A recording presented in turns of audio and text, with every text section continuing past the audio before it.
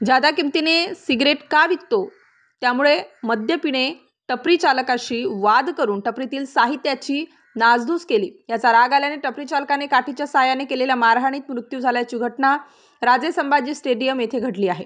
याबाबत पोलिसांनी दिलेल्या माहितीनुसार सिडकोतील राजे संभाजी स्टेडियमच्या पाठीमागील बाजूस रस्त्याच्या कडेला अपंग टपरी चालक बापू जगन्नाथ सोनवणे वय 59 वर्ष राहणार शिवपुरी चौक यांची टपरी आहे। बुधवार दिनांक 2 एप्रिल रोजी दुपारी 1:30 वाजताच्या सुमारास विशाल भालेराव वय 50 वर्ष हा तरुण मद्याच्या नशेत सोनवणे यांच्या टपरीवर आला। यावेळी 10 रुपयाची सिगारेट टपरी चालकाने 11 रुपयाला दिली। याचा राग आल्याने भालेराव याने टपरी चालकाला शिवीगाळ करीत टपरीतील साहित्याची नासधूस केली। यावेळी टपरी चालकाने भालेराव यास काठीच्या साहाय्याने जबर मारहाण केली।